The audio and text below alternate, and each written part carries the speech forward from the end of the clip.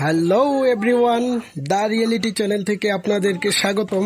ভালোবাসা নামক যে একটা শব্দ, সেটা কতটা গভীর হতে পারে আজকে আমি আপনাদেরকে জাস্ট এই মুরগি দিয়ে কিছুটা ব্যাখ্যা দেব। আমার লাইফে আমি কখনো ফার্মে যাই নাই, কারণ ওই দুর্গন্ধর কারণে, এবং কি বাজার থেকে যদি মুরগি কিনে নিয়ে আসতাম, ড্রেসিং করে নিয়ে আসতাম, বাসায় আনার পরেও কিন্তু কিছুটা গ্যাস থাকে, যার কারণে ড্রেসিং করে নিয়ে আসতাম। শখের বসে আমি 4টা মুরগি ছানা কিনেছিলাম। সো আমি জানতাম যে আসলে মূলত বাঁচবে না এগুলো। মানুষেও বলে যে আসলে এগুলোর অনেক যত্ন নিতে হয়, বাঁচবে না, মরে যায় কিছুদিন পরে। তারপরেও নিয়েছিলাম। নেওয়ার পরে কিছুদিন যাইতেই দেখি বাচ্চাগুলো একটু বড় হচ্ছে, তার প্রতি একটা টান আসতেছে আমার।